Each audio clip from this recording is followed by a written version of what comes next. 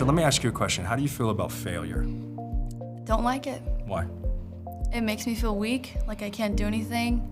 It's just terrible. What would I say that a majority of what you experience throughout your whole life is nothing but failure? Have you realized that that's... I don't think about it that way, but I guess it's true. Like think about it. The first time you stepped into kindergarten and you were learning the ABCs, you failed miserably. You had to be taught what it was.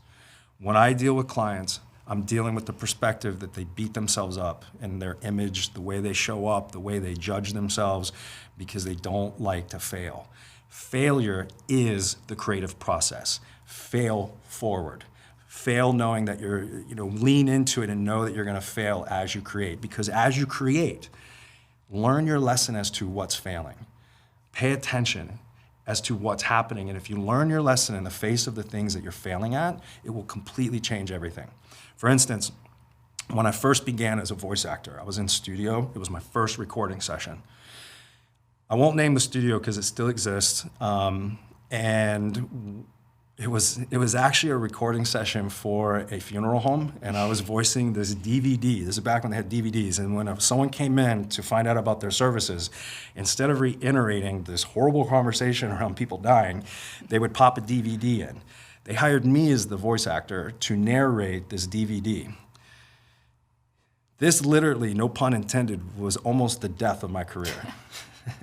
Because I was so nervous in that studio session. While in session, I was in a booth, and through the glass on the other side was the producer and the client. At one point, the producer pushed the little button, the talkback button, so that I could hear them in conversation. And he looked at me and he said, "This is what you get based on what you pay for." And I was like, whoa, did he just say that? And he took his hand off the thing and looked at me. Basically, this is what you get is what you pay for.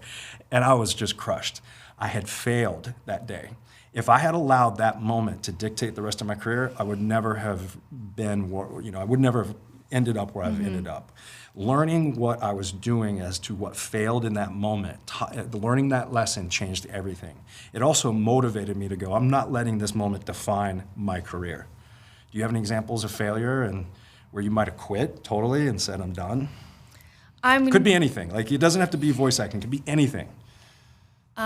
Just in sports throughout life, in high school and in college, just wanting to achieve a goal and then not being there at all and wanting to quit and then being like, no, you got this, keep going, keep trying, and then, eventually you get back to where you want to be. And what happens is it latches onto a belief, and you'll start to say, I don't belong here, this sucks, I'm not good enough. That belief structure is only there to egoically to justify why you're experiencing what you're experiencing. But we have so much more inside of us that's more powerful. We have to get back into our love, a love of what we want to experience, and learn our lesson and where we failed, and don't let go of our end result of what we're trying to create. And just understand that those moments are there to teach us something. And if you can learn whatever it is in that moment that you need to learn in the face of your failure, you'll never experience it ever again. But most people quit. Don't quit. No quitters. #don't quit.